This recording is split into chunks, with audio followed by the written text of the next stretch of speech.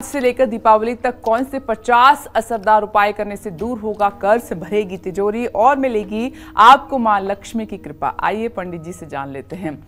तो पंडित जी, वो उपाय जो माला माल कर देंगे दिवाली पर। देखिए, दिवाली का त्योहार महालक्ष्मी के पूजन का त्योहार है जी। और महालक्ष्मी सचमुच में दीपावली के दिन इस पृथ्वी पर विचरण करती हैं। और जिन घरों में उत्साह के साथ दीपावली मनाई जाती है, जिन घरों में सब लोग चहकते रहते हैं, जिन घरों में तनाव और विषाद का वातावरण नहीं होता है, जिन घरों में महिलाएं सज संवर कर फुदकती रहती हैं, उन घरों में महालक्ष्मी बिना कहे आ जाती हैं। पूजा पाठ कुछ कम भी हो जाए तो भी कोई बात नहीं, लेकिन अगर प्रसन्न मुद्रा में महिलाएं, कन्याएं, पुरुष भी अगर प्रसन्न मुद्रा में इधर उधर महालक्ष्मी की सेवा में भाग रहे हैं, अरे ये नहीं हुआ, ये ले आओ, ये ले आओ, ये करो, ये करो, ऐसा उत्सव जैसा माहौल अगर बने तो महालक्ष्मी सोचती हैं नहीं, यहीं मेरा स्वागत है, यहीं मुझे रुक जाना चाहिए, और निश्चित रूप से रुक जाती हैं। और उस दिन कई लोग दरवाजे भी खोल के रखते हैं। हाँ, दरवाजा खोल के ही रखना चाहिए। और विपनेश, जानती हो, जहाँ क्रोध में लोग हैं, जहाँ तनाव में लोग हैं, जहाँ एंजाइटी में लोग हैं, जहाँ सर पे हाथ रखे हुए बैठे हुए लोग हैं, जहाँ तूतू मैं हो रही है, वहाँ दरवाजे पर महालक्ष्मी जाती तो हैं, लेकिन तनाव देख करके फिर अगले दरवाजे पे चली जाती हैं। ये एकदम ध्रुव सत्य है। आप ऐसी जगह जाना पसंद करोगे जहाँ कलह हो? नहीं। कोई आदमी अगर आप किसी से मिल रहे हो, अगर वो मुस्कुरा कर आपका अभिवादन नहीं कर रहा है तो आप उसका आगे, चाहे आपको वो जितनी अच्छी मिठाई खिला दे, उसकी मिठाई आपको अच्छी लगेगी? तो मिलते ही तो आपके अंदर हर्ष होना चाहिए ना। तो उसी तरह से हम अपने सभी दर्शकों से कहते हैं कि देखो, दिवाली का दिन बहुत खास है, साल भर में एक बार आता है, लेकिन ये पूरे साल का लेखा जोखा कर देता है। तो इस दिन भाई, चाहे जैसे सुबह से लेकर के और जब तक आप शयन नहीं कर रहे हैं तब तक आप प्रसन्न और उमंग में रहने की कोशिश करिए। सभी राशि वालों के लिए ये उपाय है। दूसरी बात, विपने से एक बात बताना चाहूंगा, इस साल बड़ा कंफ्यूजन दिवाली को लेकर के है। जी, बहुत बड़ा कंफ्यूजन है पंडित जी। अच्छा, और लोग अपना अपना दिमाग प्रस्तुत कर रहे हैं, न पढ़े न लिखे, और मतलब कि केवल कानून बता रहे हैं। सच्ची बात बता रहा हूं, अब जैसे मैं तो काशी का ही रहने वाला हूं, तो बचपन से लेकर अब तक काशी का ही पंचांग मानता आ रहा हूं। काशी का ऋषिकेश पंचांग लगभग पूरे भारत में ग्राह्य होता है। काशी के विद्वानों की गरिमा है, काशी के पंचांग की गरिमा है।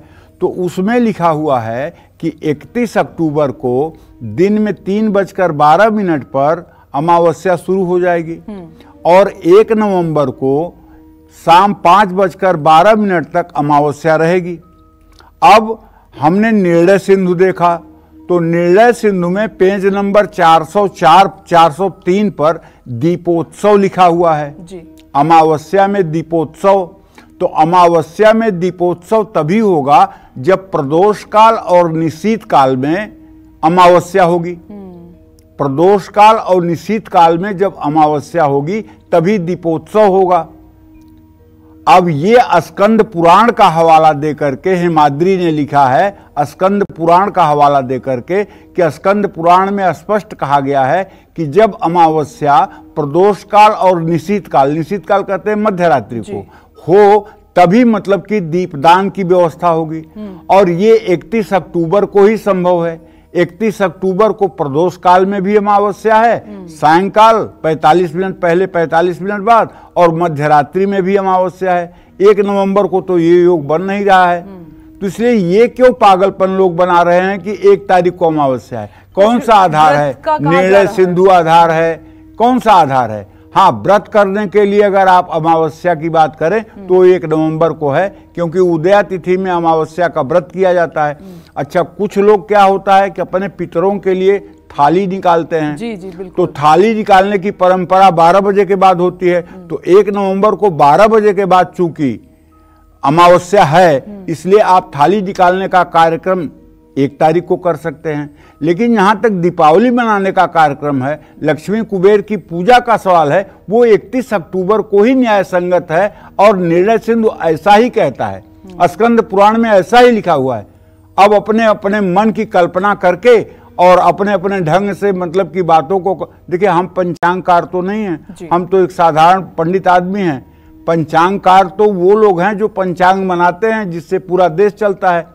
उन पंचांगों को देख करके जो कहा जा सकता है वो यही कहा जा सकता है कि 31 अक्टूबर को ही दिवाली होगी। मतलब कंफ्यूजन दूर करते हुए दिवाली जो है 31 अक्टूबर को ही सेलिब्रेट करें। हाँ, और 29 तारीख को धनतेरस है और 30 तारीख को नरक चतुर्दशी है और 31 अक्टूबर को दिवाली है।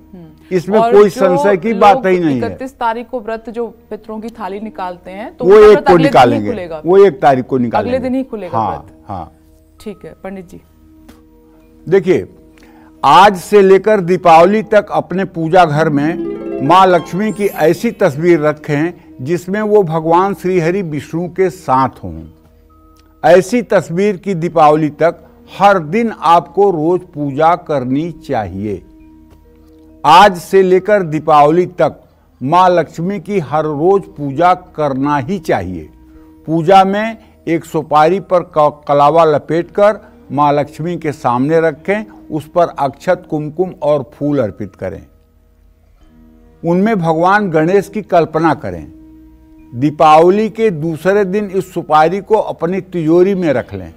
आज से लेकर दीपावली तक हर मंगलवार एक दीपक में सरसों का तेल और 1 लौंग डालकर हनुमान जी की आरती करें।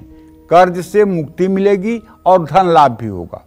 अपने घर में दीपावली तक हर रोज सरसों के तेल का 1 दिया उस जगह जलाएं जहां सबसे ज्यादा अंधेरा रहता है। इससे वास्तु दोष दूर होगा और पैसों की बचत भी होगी। लेकिन एक बात अच्छी तरह से जान लीजिए कि सामग्री कम हो सकती है, सामग्री ज्यादा हो सकती है।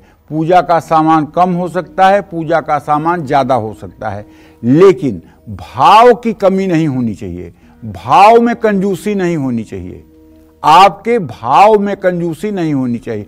पूरा हृदय खोल करके, पूरे बड़े हृदय से, विराट हृदय से महालक्ष्मी का आवाहन करिए, श्रीहरि विष्णु का आवाहन करिए, कुबेर का आवाहन करिए और उनको कहिए कि हे प्रभु, आप हमारे हृदय में विराजमान हो जाइए।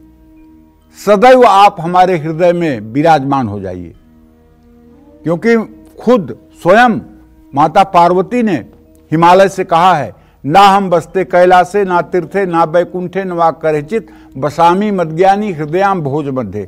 मैं तो अपने साधकों के हृदय कमल में निवास करती हूँ, अन्यथा मैं कहीं निवास नहीं करती हूँ। तो जब महालक्ष्मी का ये वाक्य है तो आप भी अपने हृदय का पटल खोल दीजिए और महालक्ष्मी का आवाहन करिए।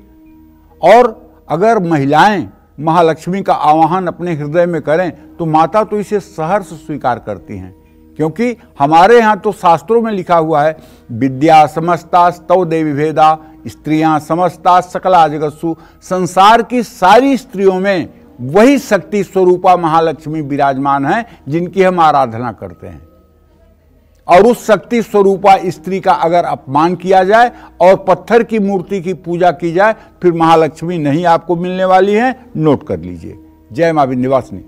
देखिए, आज हमारी